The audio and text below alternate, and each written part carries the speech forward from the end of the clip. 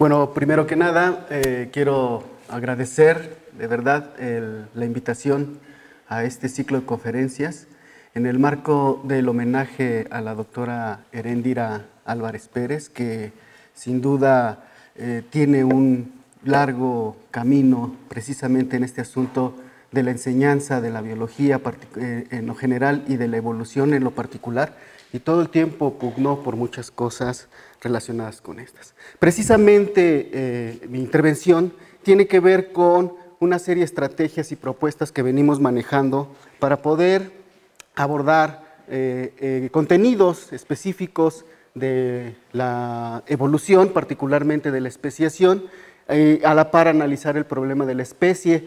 Esta propuesta que venimos manejando es aplicable en todos los niveles educativos. Desde luego tiene que tener algunos ajustes para los niveles a los que vaya a estar destinado, pero se puede trabajar con ella sin lugar a dudas para que desde todos los niveles educativos justamente se comience a filtrar esta idea de que tenemos que ser reflexivos en torno a muchos aspectos, particularmente estos de la evolución. Así que sin más preámbulos, quisiera precisamente comenzar por señalar que la doctora Heréndira tenía muy claro cuál era la intención de poder estudiar evolución en todos los niveles educativos. Ella decía que la trascendencia del conocimiento sobre la evolución biológica radica en que transforma la visión de cada individuo acerca de lo vivo y es paradigmático en términos de metodología científica, argumentación, validación, construcción de modelos, teorías que explican todos los procesos naturales. Esto es justamente lo que buscamos educativamente desde los niveles básicos hasta los posgrados. Al final queremos que la gente tenga este sentido reflexivo, que pueda ser analítico y que conozca, por supuesto, todos los aspectos relacionados con las diferentes disciplinas en aras de tener una integralidad cultural. Y básicamente biología tiene mucho que aportar en esto y en lo particular el estudio de la evolución no lo provee. Sin embargo, sabemos por experiencia que numerosos estudios muestran que existen una gran cantidad de dificultades para aprender y comprender conceptos evolutivos. Y quizás algunos de los más elementales tienen que ver justamente con el mismo concepto de evolución que se puede manejar desde niveles básicos hasta los niveles que tienen que ver ya profesionales. Estudios muestran que gente que ha egresado de carreras científicas relacionadas con la biología no siempre tienen bien estructurados los conceptos particularmente relacionados con la evolución y aún el mismo concepto de evolución. Desde luego, este concepto de evolución que es central tiene a su vez una serie de conceptos que giran alrededor que vale la pena estar analizando, trabajando arduamente porque son complejos, porque tienen la particularidad de que no siempre resultan bien comprendidos, bien analizados. Y entre ellos está el de selección natural, el de adaptación y por supuesto también el de especiación.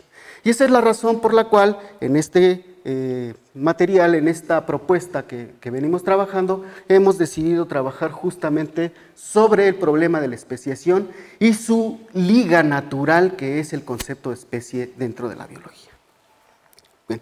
Por ello entonces, hablar de la enseñanza-aprendizaje de la especiación está ligado al problema que representa el concepto de especie en las ciencias biológicas y nosotros sabemos de entrada que es difícil conceptualizar a las especies, que hay una gama diversa de maneras en cómo se ven a las especies y basta decir que la enorme variabilidad dentro de las poblaciones tiende a hacernos dudar de hasta dónde inicia una especie, dónde comienza la otra, qué criterios tomo para poder definirla y para poder señalar las relaciones que existen entre las especies.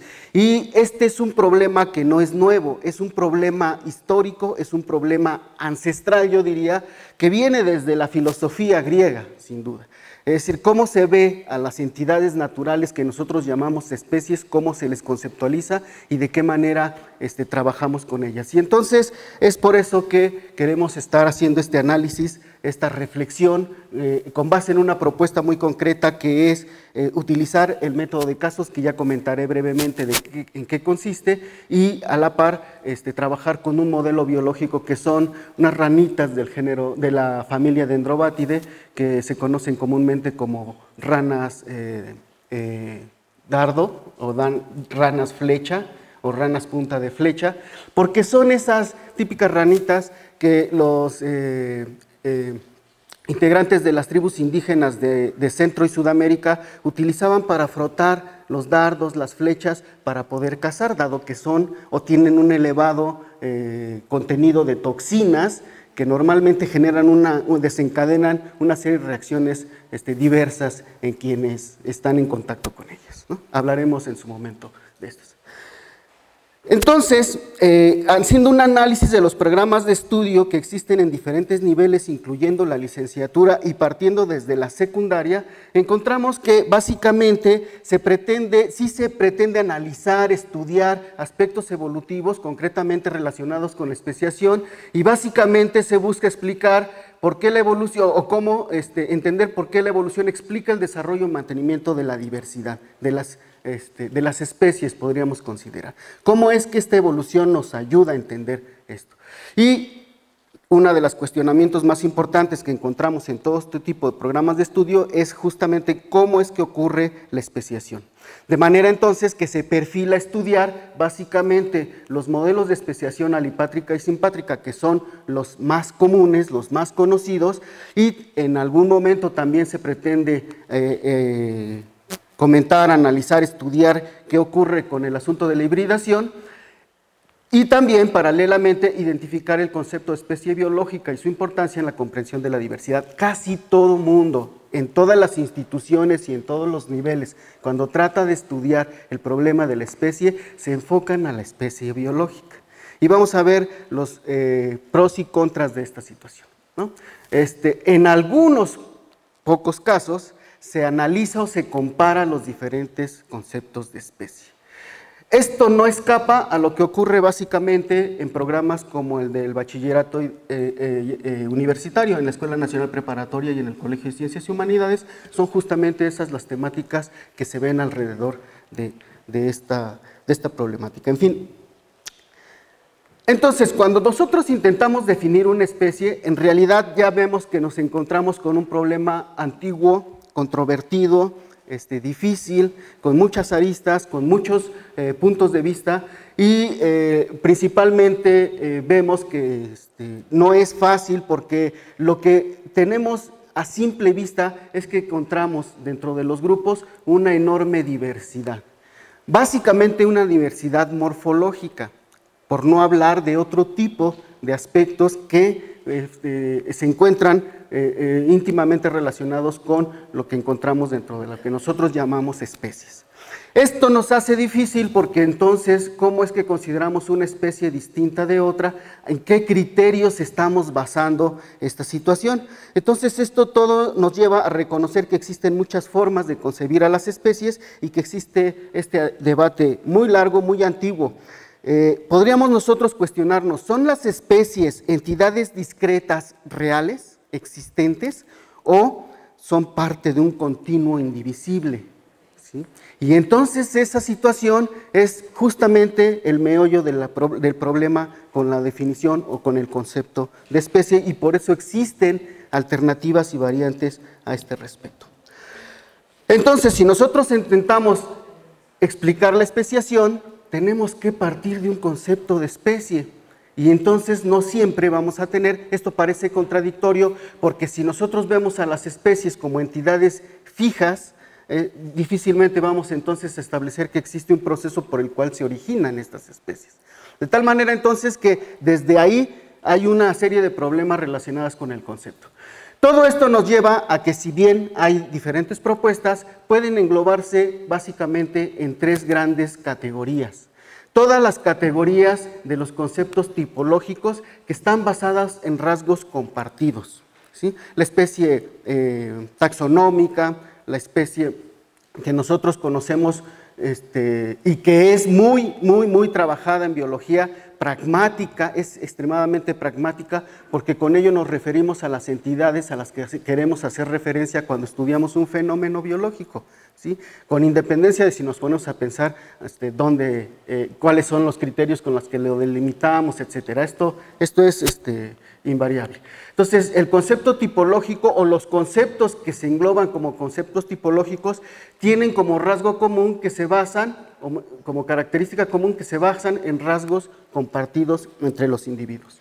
Otra categoría son los conceptos biológicos, ¿sí? En los conceptos biológicos, el criterio es que se basan en hábitos reproductivos, en la posibilidad de entrecruzarse y tener descendencia fértil. Y finalmente tenemos los conceptos que tienden hacia concepciones evolucionistas que están basados en linajes. Vamos a ver más o menos cuáles son estas situaciones o cuáles son los elementos relacionados con esto y por qué existen tal cantidad, tal variedad de conceptos. De Queiroz analiza el problema de la especie y dice que este problema de la especie y de la especiación dependen del criterio que se utiliza. Él dice, si nosotros consideramos que las especies son un linaje que se diversifica, entonces a través del tiempo vamos a tener diferentes características. Si nosotros tomamos como base y vemos las características de los individuos en este punto, vamos a encontrar que tienen, si bien pueden tener cierta variabilidad, esta no es muy amplia y hablaríamos de una sola especie. Si lo tomamos hasta acá, entonces diríamos que aquí tenemos una especie que se diferencia claramente de esta otra. Pero si lo agarramos de alguna manera en el camino, pensemos que estas son como fotografías en el tiempo distintas, entonces cuando encontramos este nivel, empezamos a ver que esto ya tiene variaciones con respecto a este. En este gráfico, los tonos de gris nos marcan los cambios que van operando en este linaje. Y el linaje evidentemente va en un sentido hacia acá y en otro sentido hacia acá. Tienen características diferentes y cada vez que se va adquiriendo una característica distinta van divergiendo cada vez más. De suerte entonces que cuando yo tomo estos criterios de especie, entonces puedo seguir teniendo tal vez una, pero ¿qué va a pasar cuando considere estos criterios o estos criterios de acá? Ahí es donde empiezan a ver y es de Queiroz cuando dice, en ese momento estos son los criterios que nos dan como resultado diferentes conceptos de especie. Pero al final estamos hablando de un linaje que está de alguna manera evolucionando. Por esa razón, entonces, se establece que un buen criterio para poder definir a la especie es que es un linaje que evoluciona separadamente de otros linajes. Eso pareciera momentáneamente resolver el problema. Sin embargo, no lo resuelve del todo en el sentido de que, bueno, sí, pero ese linaje en algún momento tuvo que haber divergido de otro y entonces el problema persiste.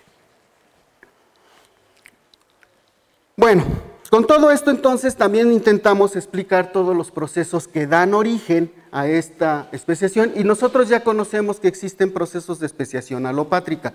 La especiación alopátrica es sin duda cuando existen estas barreras geográficas que separan a las poblaciones y que esta separación permite que estos grupos pues vayan divergiendo, vayan teniendo modificaciones por mutaciones, por el flujo génico mismo, por todas las interacciones biológicas que ocurren al interior del propio grupo y que van haciendo que cambien de dirección con respecto a este. Si nosotros vemos esta gráfica y vemos la anterior, entonces podríamos... Diablos, ¿qué pasó?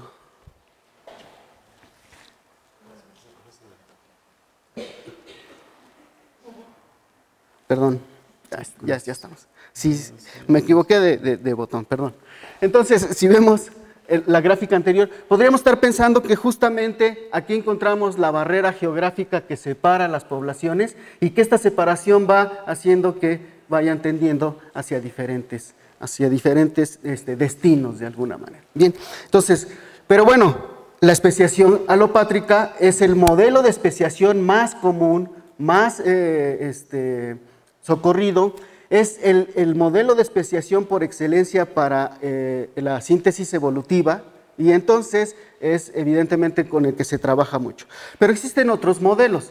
En la actualidad se sabe que esta separación geográfica más bien tiene que ver con digamos, la conquista de nuevos hábitats en una misma zona. Y entonces, sobre todo al borde de la distribución de las especies. Entonces hablamos de una especiación de tipo peripátrico porque algunos de los individuos de esta población pueden estar tendiendo a ocupar nuevos nichos y la ocupación de nuevos nichos les va haciendo divergir con respecto a la población original. Entonces son modelos donde la especiación se va dando como digamos de manera periférica.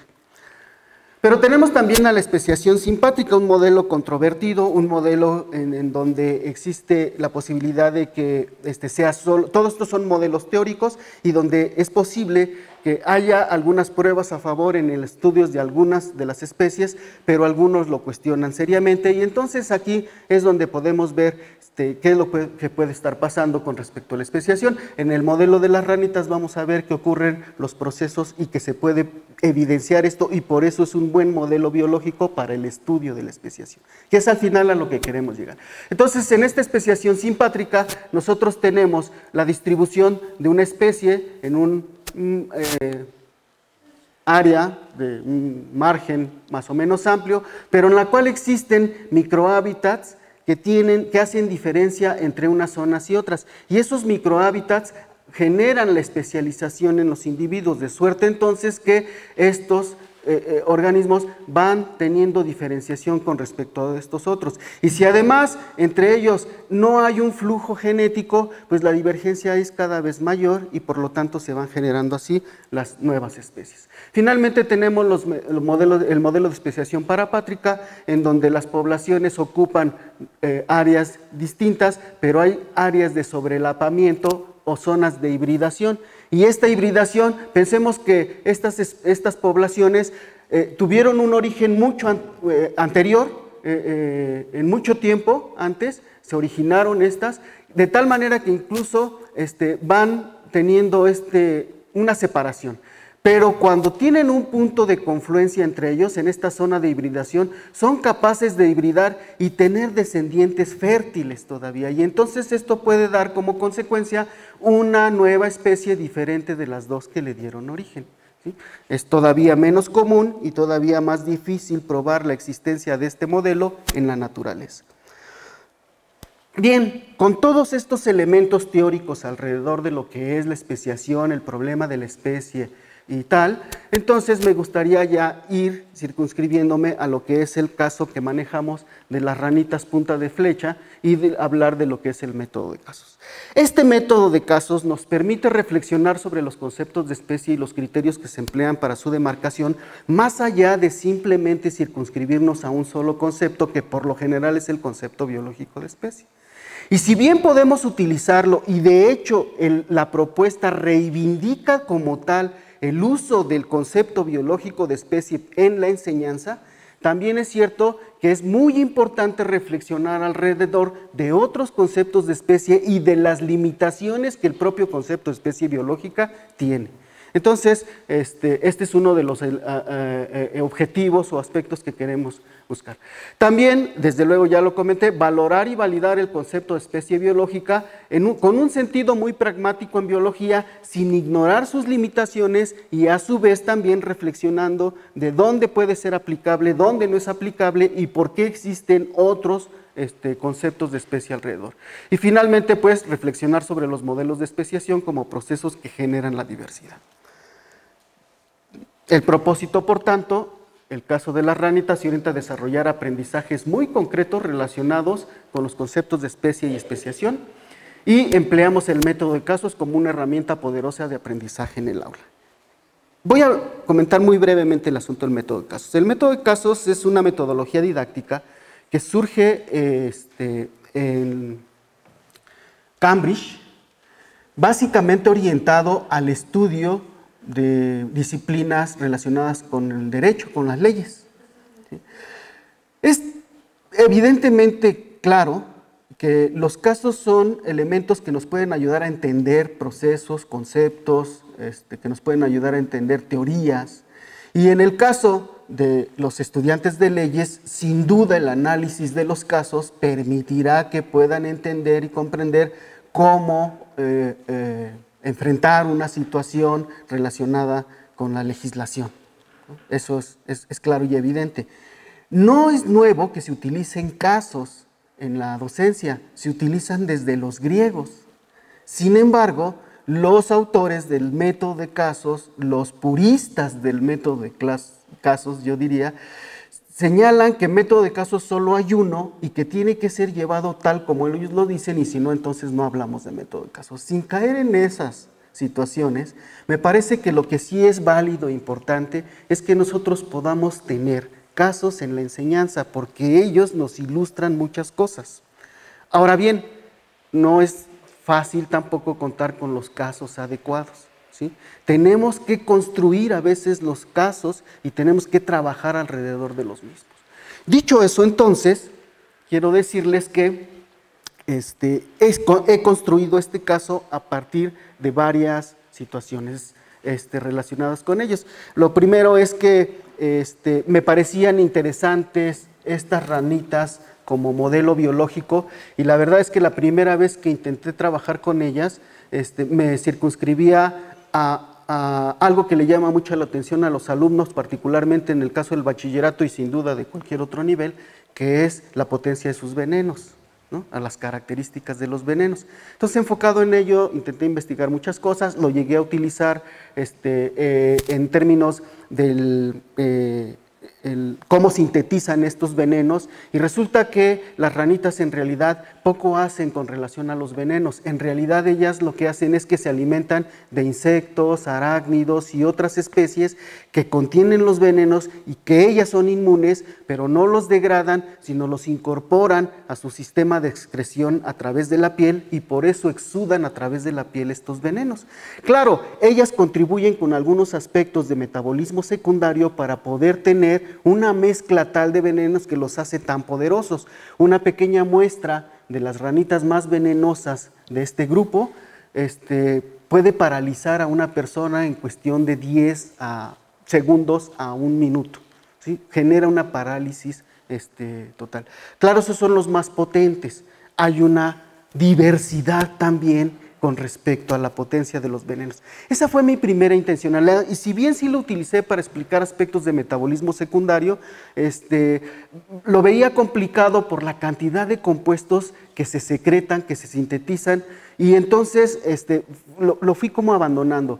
Posteriormente encontré información relacionada a la variabilidad de las ranitas, donde además señalaban que era un caso interesante para estudiar la especiación, y entonces retomé el caso dando un giro con respecto al asunto de los venenos para trabajarlo con esta situación de la especiación.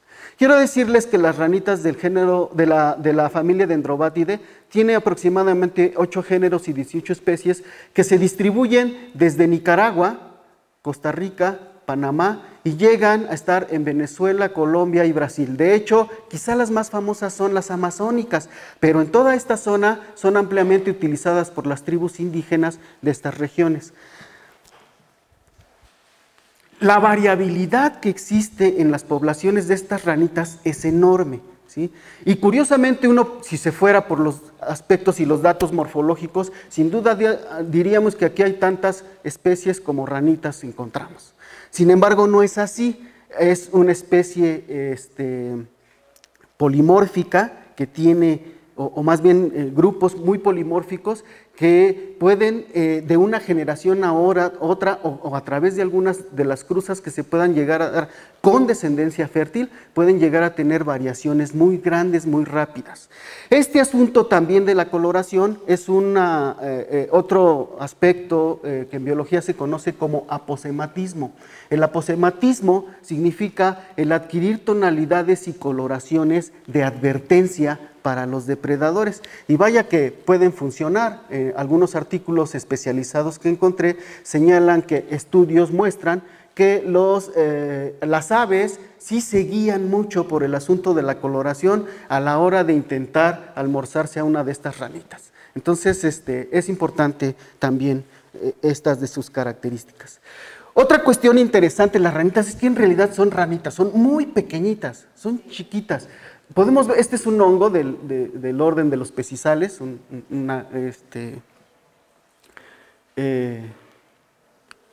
ascomiceto, que son pequeños. Bueno, pues una ranita cabe dentro de uno de ellos, ¿sí?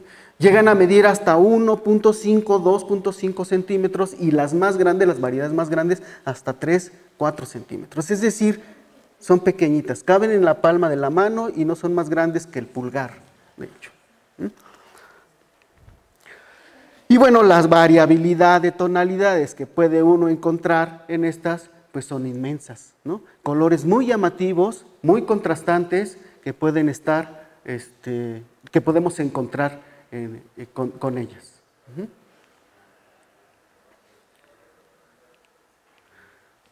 Ok. Desde el punto de vista de su reproducción, estas ranitas, como buenos anuros, como buenos anfibios, depositan sus huevecillos no en el agua, sino en la tierra. Y ellas mismas los toman y los conducen a una planta, a la oquedad de una planta donde se guarda un poco de humedad, un poco de agua. Ahí eclosionan los renacuajos y ahí se convierten en adultos. Entonces son tan pequeños que basta la oquedad donde pueda caber un poco de agua para su desarrollo. Normalmente prefieren las bromelias y justamente donde habitan pues es precisamente zonas tropicales donde estas abundan. El caso que nos trata lo hemos desarrollado en Costa Rica, básicamente en todas estas zonas donde encontramos este tipo de vegetación tropical y donde estas ranitas abundan. Y donde también relacionamos las tribus indígenas del lugar, particularmente una tribu que se conoce como Cabecar. Estos indígenas Cabecar en Costa Rica todavía utilizan ranitas en sus lanzas, en sus flechas y en sus utensilios que utilizan para la caza particularmente, ¿sí? Y para otras cosas. Entonces, bueno, ya con todo eso, el Carso es una narrativa que describe una historia relacionada con un viaje de placer, un viaje de vacaciones. Y en este viaje de vacaciones, los personajes, algunos de los cuales son biólogos, no podía ser de otra manera, que tienen interés en la especiación, encuentran un guía de origen indígena Cabecar que les explica, les dice, los lleva por varios lugares y luego los ofrece ir a conocer a las ranitas, ¿no? Además, curiosamente el guía también es estudiante de biología y entonces está interesado en analizar el caso de la especiación de las ranitas. Entonces, todos los personajes y la trama son absolutamente ficticios. Cualquier reclamación pues tendría que ser directa a quien lo ha ideado, que en este caso soy yo. Sin embargo, todos los datos que se ofrecen de las ranas y los aspectos de su biología son auténticos y se han obtenido de una vasta bibliografía especializada al respecto. Y una que otra de divulgación. Un ejemplo de lo que es la narrativa, evidentemente aquí poner todo, es un caso que tiene como 6 paginitas en donde los alumnos tienen que ir leyendo, tienen que ir discutiendo, tienen que ir respondiendo una serie de preguntas y entonces así es como vamos construyendo el conocimiento alrededor del concepto de especie y de la especiación. Dice allí, en mi pueblo de origen, las ranas del género Ophaga, conocidas como ranitas punta de flecha, presentan una serie de variaciones. Esto es lo que va contando este guía a las personas cuando los lleva alrededor a ver a las ranitas, ¿no?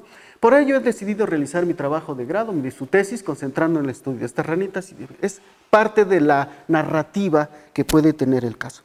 El caso también muestra una serie de gráficos interesantes y aquí nos muestra, por ejemplo, las diferentes variedades, ¿no? que se encuentran y lo que va comentando esta persona. Este caso, el método de casos, quizá la importancia radical del método de casos es cómo se utiliza en el aula, pero básicamente qué preguntas se hacen alrededor del mismo. Ese es fundamental, es la clave para poder comprender estas cosas. Y entonces, entre una de las preguntas que planteamos es ¿por qué hay dudas acerca de si se trata de la misma especie o de especies distintas? ¿Por qué tanto estudiante de biología, Tico, tiene las dudas, en qué se basa para dudar, etc. ¿Cómo se puede definir a una especie? Le preguntamos directamente a los alumnos. Y los alumnos tienen que leerlo, analizarlo, contestarlo en colectivo, responder después de manera grupal a través de plenarias y demás. Y el análisis va haciendo que vayamos aterrizando hacia donde queremos finalmente llegar. Bueno, en general el caso tiene 3 secciones. Una primera parte que se llama Ranitas curiosas, coloridas y peligrosas, que básicamente cumple con tener un inicio, una contextualización y una problematización de lo que queremos trabajar. Una segunda parte que le llamamos el embrollo de las variantes fenotípicas, que es básicamente el desarrollo donde mostramos cosas como la que sigue, en donde el estudiante, una de las personas le dice al estudiante, oye, pues es fácil saber si son varias especies o es una, pues si se entrecruzan y tienen descendencia, pues es la misma especie. Luego dice, bueno, a ver, no es tan fácil. Fíjese que lo que pasa es que todas se localizan más o menos en las mismas zonas y puede haber zonas que se intersectan entre unas y otras. Pero, por ejemplo, si yo tomo esta variedad, que esta variedad se llama almirante, la variedad almirante y la variedad Bocas Islands las cruzo, tengo descendencia fértil que tiene algunas características como que de los dos, ¿no? Más o menos. Pero si yo tomo la variedad aguacate y la cruzo con Bocas Island, ni siquiera se desarrollan los renacuajos. En cambio, si tomo esta y la cruzo con alguna otra de las variedades, obtengo híbridos, pero son infértiles. Y entonces ya es cuando justamente se empieza a hacer este profundo análisis de qué es una especie, cómo concebimos a las especies, cuáles son los criterios de demarcación que estamos utilizando para conceptualizarlas y por qué vale la pena tener un concepto de especie para estudiar el fenómeno de la especiación. Bueno, en esta última parte nosotros hablamos de la distribución y vamos viendo cómo se localizan y por qué unas sí, por qué otras no. Y al final lo que nosotros podemos encontrar es que algunas tienen una separación geográfica obvia, porque están en islas o en penínsulas, ¿sí? Y otras que aunque tienen zonas de distribución que se traslapan, a lo mejor sí tienen descendientes fértiles, pero otros no, y que entonces ya tendríamos que estar analizando otros factores por los cuales se está llevando a cabo esos procesos de especiación.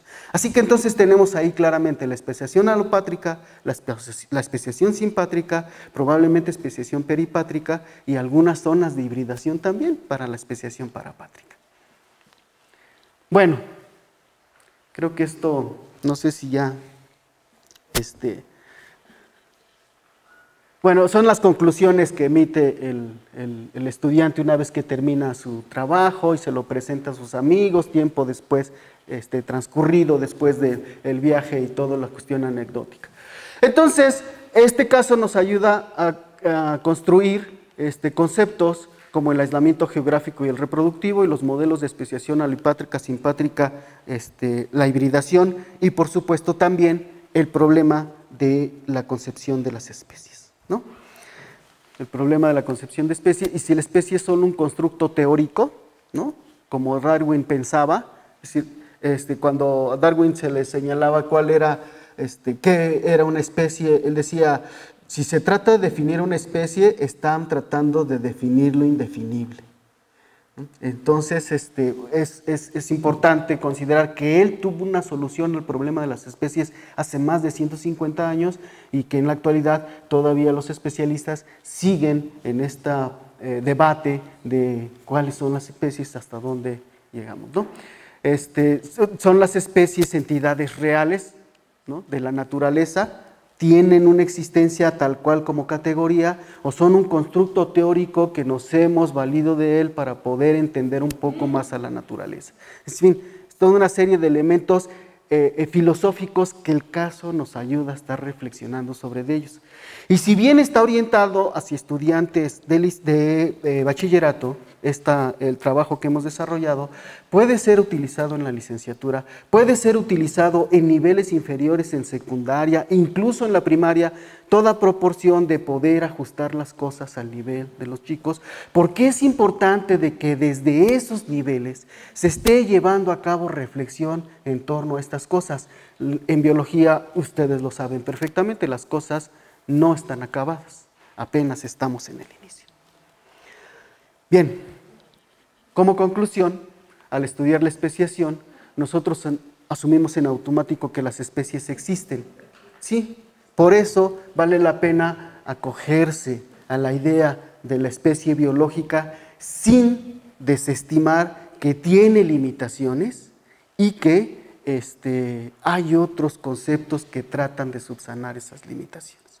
Y que entonces la reflexión de eso nos permitirá tener mejores estudiantes porque han construido un conocimiento más apegado a lo que la ciencia de alguna manera nos está orientando a trabajar, ¿no?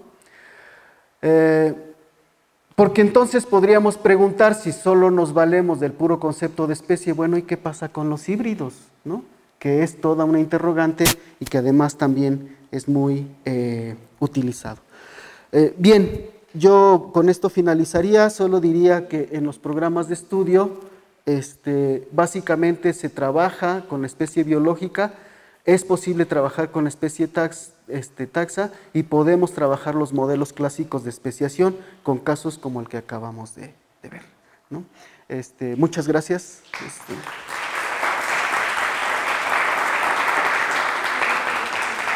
Gracias. Bueno, a continuación estamos ante uno de los grandes temas más álgidos en la biología, la filosofía de la biología. Por lo tanto, supongo que habrá muchas preguntas, pues yo pensaba. Preguntas para el profesor Armando.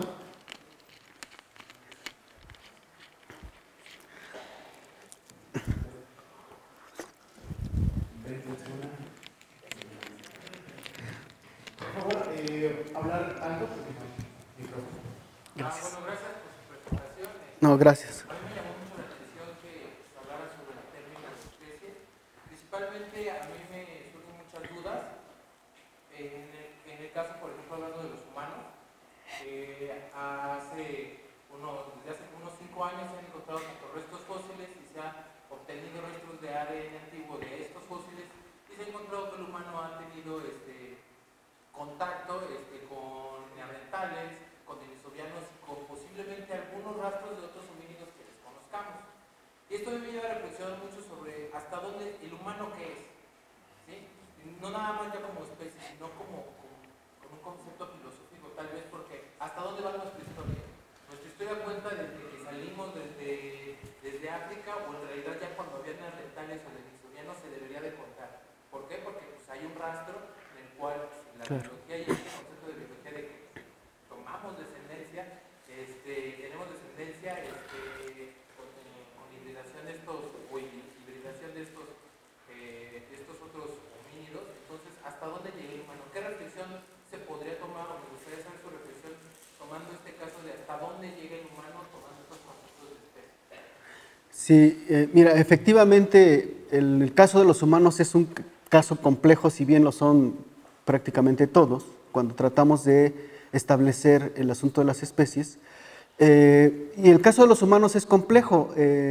Se señala, por ejemplo, que si una de las características que tiene que cumplir un buen concepto de especie es que tiene que tener al menos 4 elementos básicos. Uno de ellos es que sea real, la realidad. Las especies tendrían que ser reales de alguna manera, ¿no? Es decir, que sean entidades de la naturaleza independientemente de la manera en cómo las veamos, ¿sí? Entonces, este es uno de los elementos. El otro elemento es la individualidad. La individualidad significa que la especie actuaría en cierto modo como un individuo porque todas sus características la hacen o la tendrían todos los miembros que conforman esa especie. Uno más es la irreductibilidad. Es irreducible, las especies son irreducibles en el sentido en el que no puede haber categorías más abajo de ellas, ¿sí? Y sin embargo nosotros estamos muy acostumbrados a ver subespecies, razas, variedades, etc., ¿no?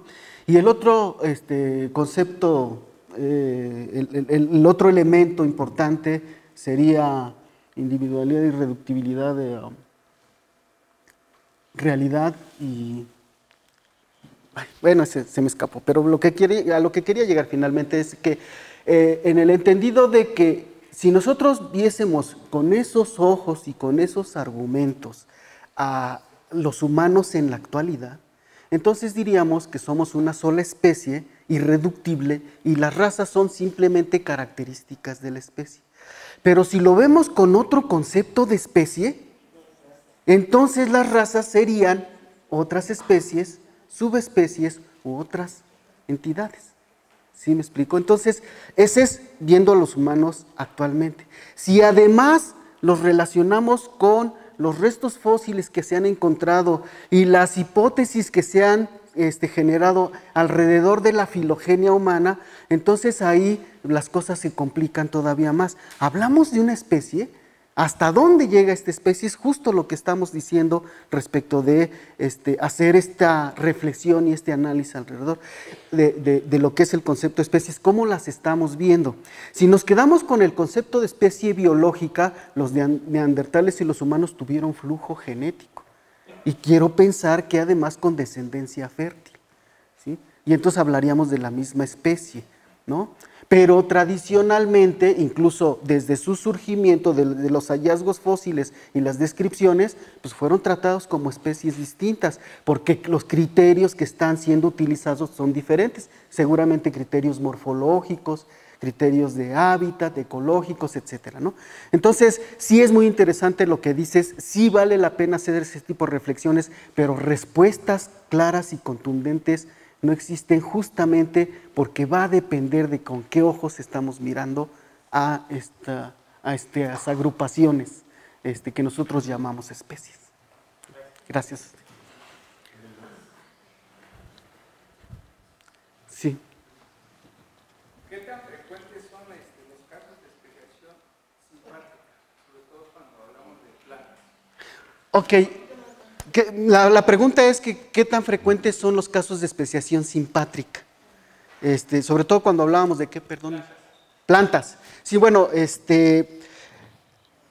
déjenme comentarles que metido en este asunto, una de las, si no críticas, aspectos que se me señalaba respecto al caso que manejamos con las ranitas punta de flecha, es que ¿por qué con una especie costarricense, centroamericanas, y México es un país megadiverso que tiene seguramente muchos casos y que podemos por ahí encontrar alguno? Y me di a la tarea de buscar.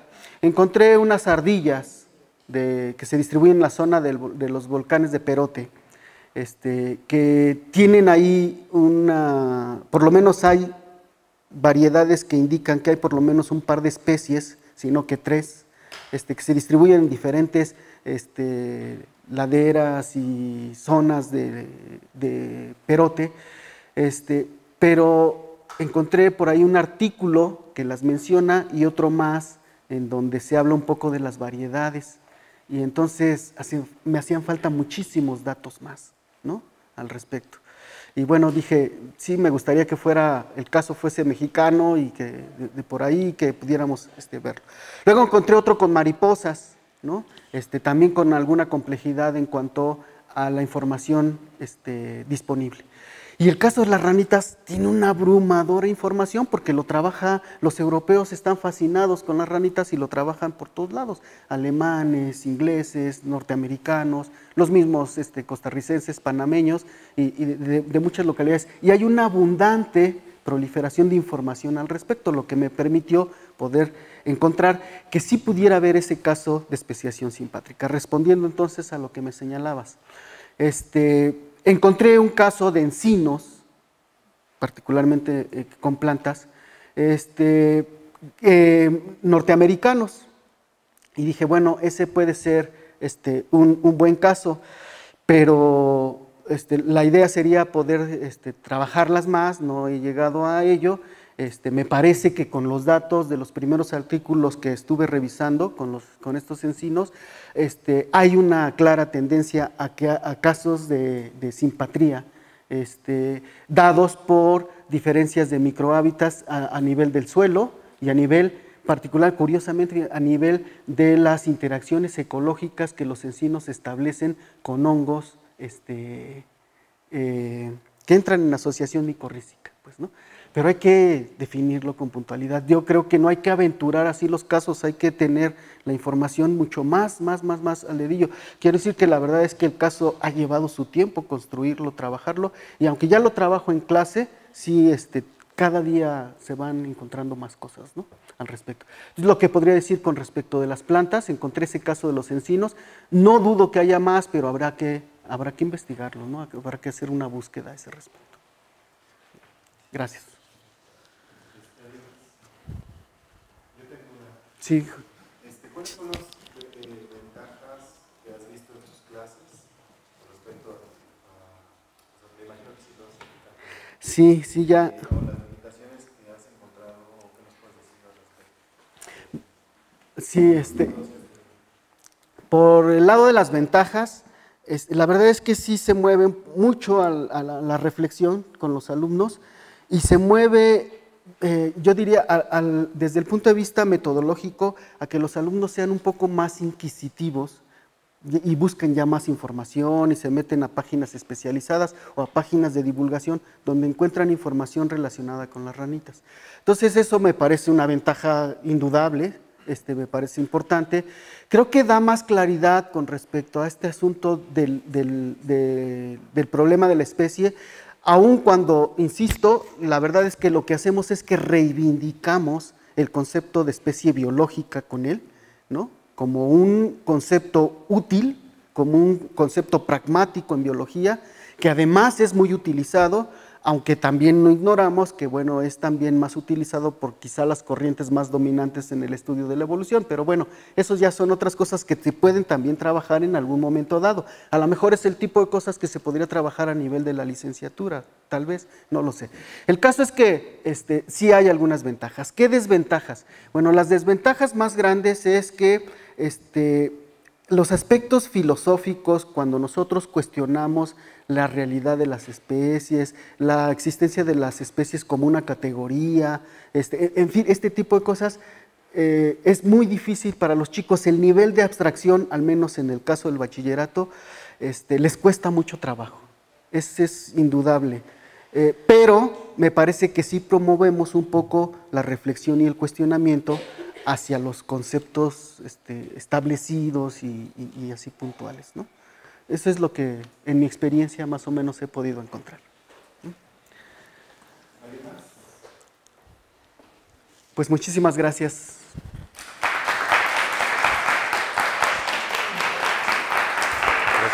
No, gracias a ti. ¿Qué te pareció? Sí.